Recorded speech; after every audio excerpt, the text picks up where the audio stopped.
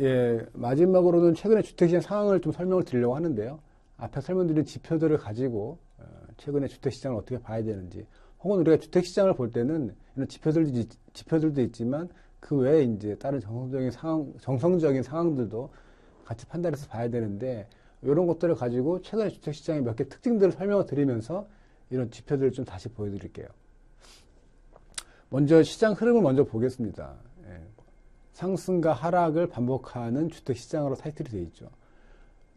주택시장은 굉장히 기본적으로 많이 변화가 일어나고 있는데, 보시면 아시겠지만 2010년도 이후에는 수도권, 비수도권이 굉장히 다르게 움직이다가 그 이후에 또 같이 움직이다가 또 다르게 움직이다가 이런 상황들이 반복이 되고 있고, 특히 최근에 2020년도 이후에 보시면 서울만 혼자 올라가는 현상을 볼 수가 있어요. 시장이 굉장히 양극화되어 있죠. 그래서 주택시장이 여러 가지, 죄송합니다. 주택 대출 규제나 뭐 시장이 계속 오른 가격에 대한 부담, 뭐 이런 것들 여러 가지 상승과 하락 요인이 반복하는 가운데 시장이 많이 변하고 있고, 최근에는 서울과 수도권 일부 지역을 중심으로 또 상승과 하락이 반복되는 시장, 그 다음에 특히 지역별로 봤을 때 특정 지역만 오르는 시장으로 좀 변해가고 있다는 것을 느낄 수가 있고요. 그 다음에 이제 정부 제도가 발표될 때마다 시장이 상당히 들썩들썩하는 것들도 이제 보실 수가 있습니다. 저희가 주택시장을 보면서 또 많이 보는 것 중에 하나가 이제 거래량입니다. 이제 거래량 통계를 보시면 지금 주택 거래량은 굉장히 낮은 수준이죠. 그래서 이제 실제로는 많이 투자가 이루어지고 있지만 최근의 시장은 기본적으로 실수요자 중심의 시장으로 보는 게 맞을 것 같고요.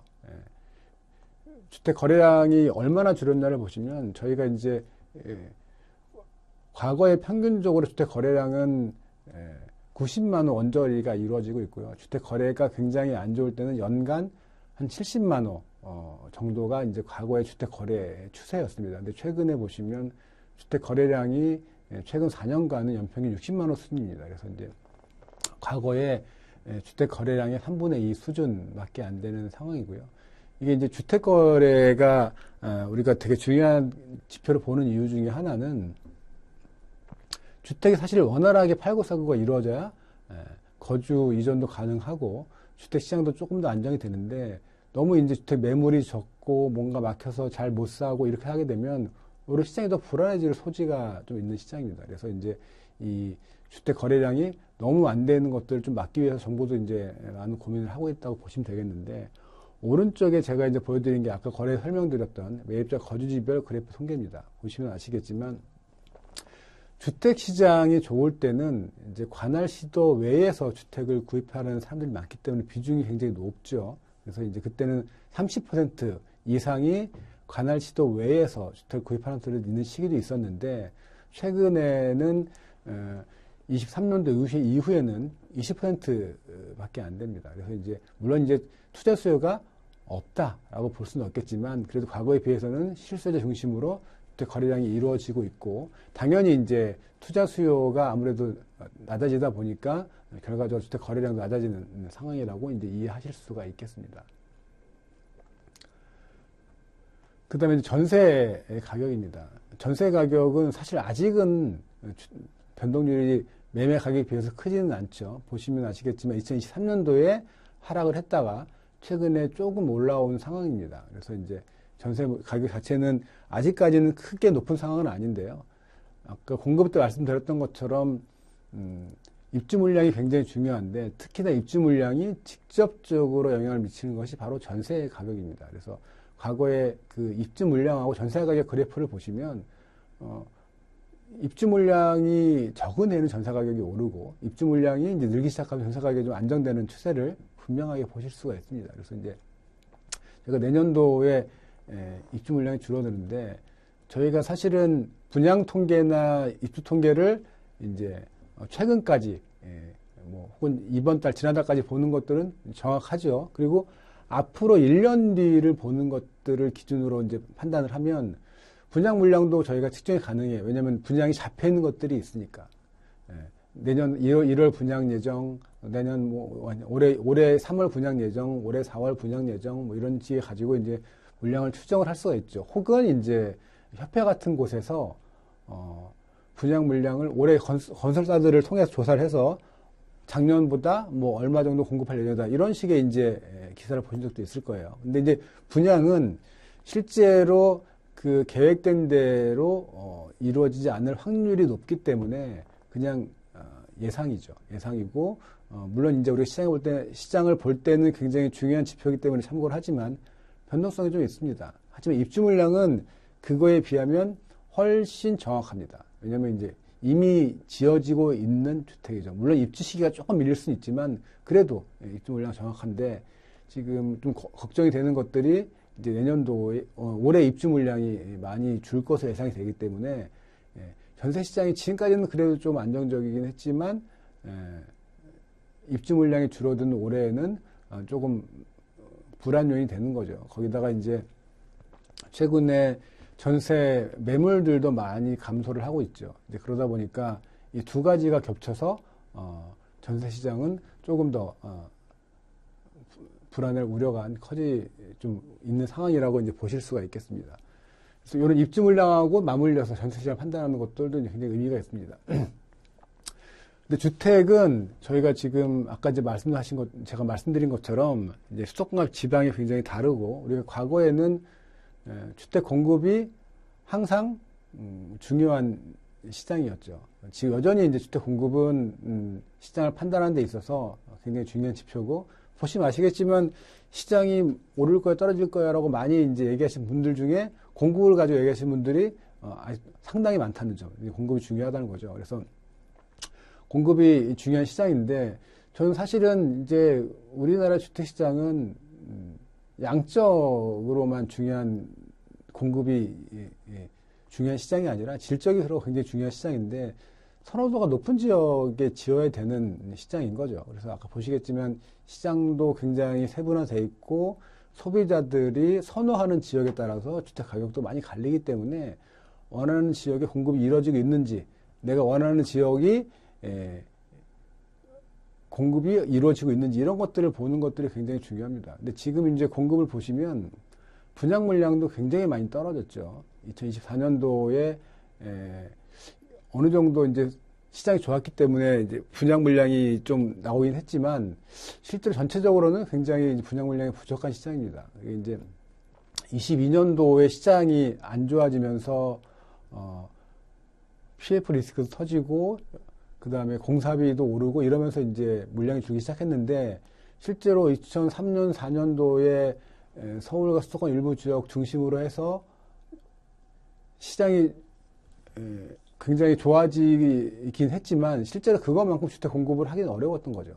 그래서 이제 여러 가지 이제 이유가 있을 수 있는데 공사비가 굉장히 오르면서 분양 가격을 잡기가 어려워졌고 이런 것들로 인해서 수익성이 좀 떨어지다 보니까 이게 사업 진행이 잘 안 되고 그다음에 이제 공사비가 또 오르면서 이게 실제로 기존에 진행되던 사업들이 공사비로 인한 갈등들이 이제 공급자들 간에 많이 생겼어요. 이건 이제 뭐 시행사, 시공사도 마찬가지고 이제 여러분 잘 아시는 재건축 단지들 여기서도 많이 생기면서 사업이 계속 지연이 되는 거죠. 이런 것들이 이제 여러 가지가 복합적으로 작용하면서 공급이 지금 좀 부족한 상황으로 되고 있고 최근에 이제 가격 상승에 대한 원인으로도 많이 지적을 받고 있는 거죠. 공급의 상황은 이제 이렇습니다. 그래서 정부에서는 공급을 계속 늘리겠다는 시그널을 주고는 있습니다. 그래서 작년에 나온 9월 7일 나왔던 주택공급 확대 방안의 내용을 좀 보시면 첫 번째는 공공부문을 중심으로 주택공급을 하겠다. 이게 이제 민간 중심으로 하는 것들은 즉시성이나 이런 것들에 좀 한계가 있기 때문에 공공 중심으로 하고 그 다음에 이 공급의 체감도가 높은 착공 기준으로 실제로 공급이 계획대로 이루어지는지를 관리를 하겠다라는 것들을 제시를 했고요. 근데 이제 민간 주택 공급도 당연히 늘려야 되기 때문에 여건 개선에 대한 지원을 하겠지만 이제 공공성 강화 원칙을 깨트리지는 않겠다라는 이제 것들도 담고 있습니다. 그래서 결과적으로는 신규 공급 대책 등을 마련을 해서 수도권에 매년 92,000호 정도의 추가 착공이 이루어지도록 하겠다는 것들이 계획이고요. 그래서 아래쪽에 있는 그 표를 보시면 거의 매년 이제 25만 원 정도의 공급을 착공을 할 계획을 잡고 있고, 이제 방식으로는 공공택지의 그 분양을 좀 조기화식 당겨서 하겠다. 그 다음에 이제 노후시설이라든지 유휴지, 그러니까 실제로 활용이 잘 되지 않고 있는 토지들을 좀 재정비해서 거기에 주택을 또 짓겠다. 그 다음에 이제 도심지에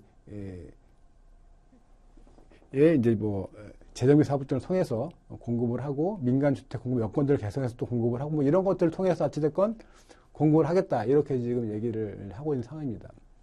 물론 이제 이런 공급 대책은 정부의 의지를 보여줬다는 점에서 이제 굉장히 의미가 있고요. 다만 이제 실제로 이런 공급들이 좀 가치화로 이루어지는 것들이 보여져야 이 공급의 효과가 시장에 또 나타나지 않을까 싶습니다. 우리가 이제 주택 공급 얘기를 제가 아까 앞서 잠깐 말씀드리긴 했는데, 우리나라 주택 보급률 추이를 보시면 2020년도 이후에 약간 멈춰 있죠. 이게 왜 멈춰 있지? 집을 계속 짓는데? 라고 생각하시겠지만, 이게 멈춰지고 있는 이유는 주택 가구수 증가를 못 따라가서 그래요. 우리나라 인구는 줄고 있는 거 아닌가요? 라고 생각하실 수도 있지만, 인구는 멈춰 있고 이제 많이 늘지 않지만 가구는 계속 늘고 있죠. 이게 왜 이런 일이 생기냐면 1, 2인 가구로 우리가 많이 분화가 되면서 가구 수가 여전히 줄지 않고 있어요. 그러다 보니까 이제 주택 공급이 계속 필요한 시기인데, 공급이 조금 안 되면 이게 못 따라가는 거죠. 근데 지역별로 아까 이제 잠깐 설명드렸지만 보시면 보급률이 수도권, 서울 따라서 다 차이가 있고요. 지방 같은 경우는 110이 넘는 지역들도 상당히 많습니다. 그리고 이제 우리가 주택 보급률은 또 변수가 있죠. 아까 말씀드린 대로 가구를 어디까지 볼 것이냐 이런 것들이 이제 변수가 있기 때문에 국제 비교를 할 때는 천인당 주택수를 많이 씁니다. 이건 변수가 없죠. 주택수하고 천인당 인구수만 확인하면 되니까. 근데 이런 것들을 천인당 주택수 보더라도 이제 과거보다는 많이 높지만 여전히 낮은 상태고, 특히 지역별로 보시면 천인당 주택수의 편차가 여전히 있는 지역입니다. 그래서 이제 주택 재구를 통해서 어느 지역은 여전히 주택 공급이 필요한 시장, 여전히 수요가 있는 시장, 이런 것들을 보실 때 이제 주택 재고 편차를 같이 활용하시면 되는 거죠. 그 다음에 최근 주택 시장의 특징 중에 하나가 시장의 양극화입니다. 그래서 이제 시장이 양극화인데, 비수도권은 2022년 이후에 계속 좋지 않았습니다. 계속 이제 시장이 좋지 않았고, 반면에 이제 서울하고 수도권 일부 지역이 계속 올랐죠. 그래서 그 왼쪽에 있는 그래프들을 보시면 이 2024년 5년 동안에는 수도권 서울 쪽만 오르고 비수도권은 거의 이 그래프들이 마이너스인 걸 보실 수가 있습니다. 그래서 이제 이 수도권하고 비수도권이 많이 벌어졌는데, 비수도권이 너무 안 좋다라고 이제 판단을 할 수가 있는 거죠. 근데 한편으로는 저희가 이제 기간을 늘려서 2010년부터 보시면 비수도권 지역의 가격이 오른 것들은 2010년도부터 올랐습니다. 그래서 이제 지표들 저는 약간 다른 식으로 제가 지금 보여드린 건데, 그래프의 출발점을 2010년도로 맞춰서 그런 것들이 오른쪽에 있는 그래프입니다. 보시면 아시겠지만 수도권은 2014년까지 안 좋았던 반면에 비수도권은 2010년부터 계속 좋았죠. 그 다음에 이제 2015년도 이후에는 수도권이 계속 오른 반면에 비수도권은 떨어지는 현상. 그래서 제가 기준을 또 2020년으로 바꾸면 또 다르겠지만, 좀 늘려서 보면 비수도권이 굉장히 안 좋다고 생각할 수 있지만 10년으로 늘려오면 기본적으로는 지금부터는 그러면 반등해야 될 거야 라는 고민을 하기에는 여전히 높다라는 것들을 좀 생각할 수 있습니다. 그래서 이런 지표들은 저도 이게 정답은 아니지만 보실 때 이 지역이 과도하게 낮은가 과도하게 높은가 이런 것들을 볼 때는 과거의 상승률까지 판단해서 시장의 지표들을 본인의 이 분석 틀대로 또 비교해 보시면 그런 것들을 판단하시는데도 도움이 되지 않을까 싶습니다. 그 다음에 이제 미분양입니다. 이게 사실 미분양 지표는 약간 설명드리지 않았지만, 우리가 그 시장이 안 좋을 때, 이럴 때 볼 때 가장 많이 지표죠. 미분양이 이렇게 많네? 라고 이제 볼 수 있지만, 생각보다 안 늘었네? 라고 할 수도 있습니다. 근데 이제 미분양을 보실 때는 유의하게 보셔야 될 것들이 있어요. 이게 뭐냐면, 미분양 아파트는 그 건설사들한테 물어서 우리가 이제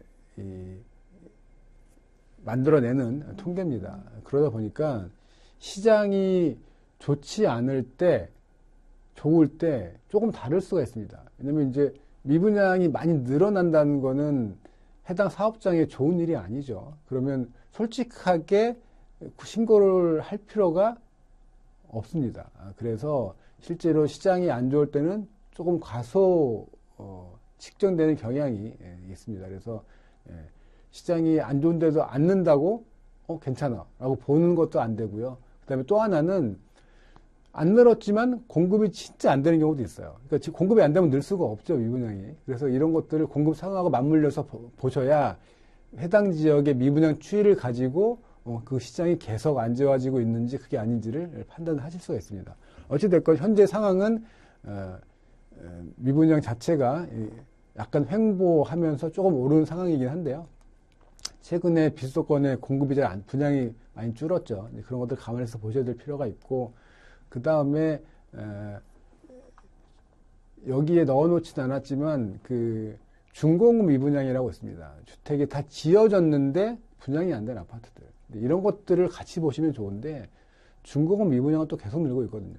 근데 실제로 우리가 악성 미분양이라고 불리는 게 바로 준공급 미분양입니다. 이게 이제 준공급 미분양이 되면 개발 사업이 다 끝난 데이기 때문에 이 주택 공급했던 시행사, 시공사, 공급 주체들한테 가장 안 좋은 영향을 주는 지표인 거죠. 그래서 이제 준공급 미분양이 늘면 여전히 안 좋다, 상당히 안 좋다라고 볼 수 있는데 그런 것들도 같이 보시면서 신작을 판단하시면 좋을 것 같고요. 그 다음에 이제 초기 분양률, 아파트가 분양하고 나서 초기에 분양률이 어땠는지 이런 것들도 같이 보시면 이제 좋습니다. 그 다음에 그 미분양 아파트 규모를 보는 것도 중요한데요. 저희가 아파트는 사실은 주거기 때문에 수요는 기본적으로 있고요. 특히 요즘같이 새 아파트를 선호하는 상황에서는 어느 정도 가격만 맞춰진다 그러면 분양 가능하죠. 그래서 이제 5억에 분양된 아파트가 미분양이 났더라도 이 분양된 아파트를 4억에 할인해서 팔면 팔릴 수는 있습니다. 그래서 이제 우리가 사실은 건설사의 위기 이런 거 논할 때 많이 보는 것들이 미분양이긴 한데 이게 최근에 그 미분양 아파트들은 그래도 평이 작아요. 아까 말씀드린 대로 조금 할인해서 팔려면 평이 크면 할인해도 잘 안 팔리거든요. 왜냐면 이제 주택이 아까 말씀드린 대로 우리가 이제 1, 2나 가구가 늘면서 소형 가구 수가 자꾸 줄어들고 있는데 이제 큰 평형들은 아무래도 수요가 좀 한정되기 때문에 할인으로 팔 수 있는 한계가 좀 적죠. 그래서 이제 이런 미분양 아파트들의 구성을 조금 보시면 얘네들이 그래도 좀 해소가 되겠네, 좀 오래 가겠네, 이제 이런 것들을 판단하시는데 도움이 되는데 최근의 상황은 대부분의 그래도 평수들이 이제 중소형 평수라서 과거보다는 금융위기 때는 큰 평수들이 진짜 많았거든요. 그때보다는 훨씬 더 해소는 좀 쉬운 시장이다라고 이제 보시면 될 것 같습니다. 그 다음에 아까 제가 지금 말씀드린 지표들은 이제 지방주택과 수도권의 양극화 얘기를 설명을 드린 건데 이 외에도 저희가 좀 롱텀으로 본다 그러면 그 지역 내에서 일어나고 있는 총생산의 변화라든지 그 다음에 이제 인구 가구수가 어떻게 변하는지 이제 이런 것들은 우리가 이제 단기적으로 집을 샀다가 뭐 몇 년 뒤에 팔고 막 이렇게 너무 단기적으로 이제 대응하는 데는 조금 불필요한 지표일 수도 있지만 우리가 기본적으로 집은 사실은 우리가 그렇게 팔고 사고 하기보다는 거주용으로 구입하는 분들도 많기 때문에 일단 그런 것들을 가지고 좀 길게 볼 때는 이런 이제 거시적인 지표들도 같이 보고 판단하시는 것이 좋고요. 그래서 이제 아까부터 계속 말씀드린 것들은 수도권과 비수도권 양극화인데 이런 것들의 차이가 기본적으로 이제 지역의 경제 상황이나 그다음에 인구 가구수 변화 이제 이런 것들에도 나타나고 있다. 이제 이런 지표를 이해를 해주시면 될 것 같습니다. 그다음에 양극화 중에 아까 수도권 비수도권 얘기를 많이 드렸지만 지금 나타나고 있는 특징들을 보시면 세부적으로도 굉장히 많이 차이가 납니다. 이게 이제 작년도에 서울하고 경기도 지역의 주택의 세부 변화율을 그려놓은 건데 보시면 서울 안에서도 20%가 넘는 지역들이 있는 반면에 마이너스인 지역도 있죠. 물론 5% 이하인 지역들이 많지만 그래서 이제 지역별로 편차가 굉장히 많이 나고요. 특히 경기도는 훨씬 더 많이 납니다. 경기도는 거의 오른 지역 반, 떨어진 지역 반이죠. 그래서 이 지역들이 굉장히 세분화되고 있고, 앞으로 이제 여러분들이 지표를 보실 때도 제가 보여드린 것들은 그래도 기본적으로 수도권이니 비수도권이니 뭐 시별로 보여드렸지만, 이런 통계들이 이 10분 아니라 좀 더 세부적으로 다 있거든요. 그래서 이런 것들을 판단하시면 본인이 관심 있는 지역에 있는 시장을 판단하는 데도 충분히 가능하다. 이제 이렇게 말씀을 드릴 수 있습니다. 그 다음에 이제 마지막으로 이제 그 재건축 시장인데요. 아시겠지만, 저희가 아파트가 90년대 이후에 사실은 많이 지어졌어요. 물론 재건축 아파트들 보시다 보면, 그 이전에도 많은데? 라고 생각할 수도 있겠지만, 실제로 본격적으로 지어진 건 80년대 후반, 90년대 이후입니다. 근데 그 아파트들이 이제 이 노후가 되면서 우리가 그 일기 신도시 중심으로 이 노후 아파트들을 정비해야 되겠다. 이런 니즈들이 있어서 지금 이제 그 노후계획도시 특별법 이라는 것이 만들어져서 이제 진행되고 있는 상황이고요. 보시면 어느 정도 물량이 되는지를 제가 이제 그려놓긴 했는데, 결국은 이 일기 신도시들이 과거보다 용적률이 높아서 사업성이 떨어지는 것들을 용적률을 올려서 좀 보완을 해주는 대신에, 그 대신 이제 전격적인 지원 대신에 뭔가 기부 체납 등을 통해서 이제 기여를 해라. 어쨌든 이런 이 특례 지원 사항들을 통해서 기존 낙후된 그 지역들을 이제 재정비하는데 도움을 주겠다. 이것이 이제 그 노후계획도시 특별법의 주요 내용인데요. 보시면 아시겠지만 현재까지 그 관련된 그 선도지역 선정이 완료가 되고 기부 체납 이런 것들이 아직 정해지지 않았기 때문에 아직 가야 될 길은 많습니다. 다만 이제 보시면 이 재건축 아파트들이 앞서 말씀드린 주택 재고나 아파트 수 이런 것들을 보시면 앞으로 계속 늘고 있는 상황이고 앞으로 계속 늘 걸로 보여지기 때문에 이런 노후주택 이슈가 앞으로도 계속 있을 수밖에 없고, 앞으로 이 과정에서 어떤 식으로 이루어지는지는 시장에 굉장히 중요한 영향이 미칠 요인이 될 것 같습니다. 지금 주택시장에 이슈가 되고 있는 매매시장, 거래시장, 전세, 뭐 공급, 그 다음에 이제 재건축 시장까지 간단하게 살펴봤는데요. 여러분들이 그 제가 앞에 드린 대로 지표들을 하나하나씩 조금 더 이해를 하시고 이런 통계가 있구나라는 것들을 인지를 하시고 찾아보신다면 본인이 원하는 주택시장을 파악하고 판단하고 분석하는 데 도움이 되지 않을까 싶습니다. 여기까지 오늘 발표 강의 마치도록 하겠습니다. 감사합니다.